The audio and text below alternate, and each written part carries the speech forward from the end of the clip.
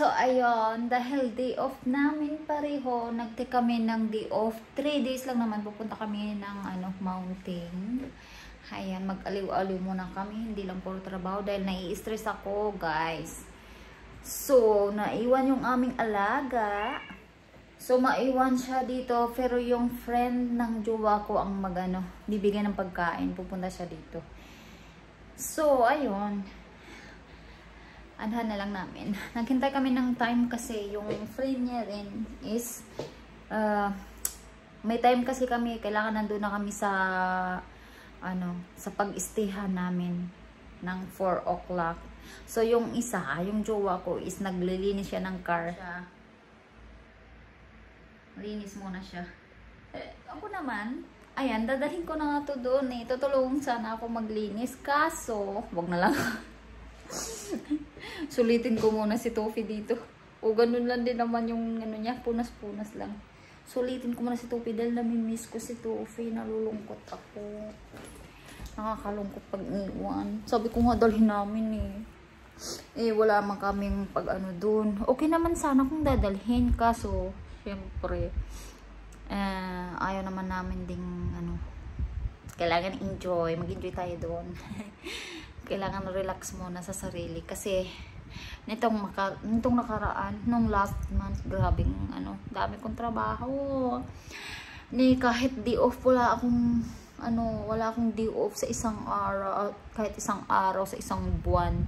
So sobrang pagod ba, nai-stress ako na hindi maintindihan. Tsaka ang sa work ko is kulang ako sa tulog.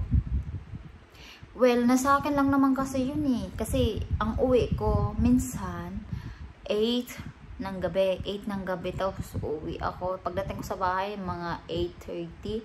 So, syempre, ako muna ako, magluluto. Mga ganong, eksena. Magluluto ako kasi yung boyfriend ko, uwi siya ng 9. 9 yung out niya. So, minsan lang naman akong nauwi ng 8 or 9 or 10. Mga ganyan, minsan lang. Depende kasi sa gawa namin. So, ayun, nung talaga, sobrang dami. Tapos, ang gising ko, guys, is 4:30. Minsan, parang inaano ko yung sarili ko na magising ako ng 5. Kailangan ko lang bilisan. Minsan nga, hindi na nga ako naliligo. Hindi na ako naliligo kasi pag maliligo na lang ako ng gabi, pag hindi ako gaanong pagod, pag nauwi ako ng maaga, like mga 6 o'clock, ayan, makapagpahinga ako kunti, tapos ligo ako, tapos hindi na ako maliligo kinabukasan. Kailangan ko lang magbigay ba ng time para sa sarili ko na madagdagan ko pa yung oras ng tulog ko, kasi ang hirap talaga, ang hirap pag kulang ka sa tulog. Tapos lately talaga laging sumasakit yung ulo ko. Tapos ito yung eyeglass ko. Ito yung mas madalas na nangyari sa akin ngayon, yung ulo ko laging sumasakit. Ewan ko, natatakot ako, hindi ko maintindihan. Tapos ngayon, may ugat ako sa noo, hindi ko maintindihan. Tingnan nyo guys, may ugat ako sa noo.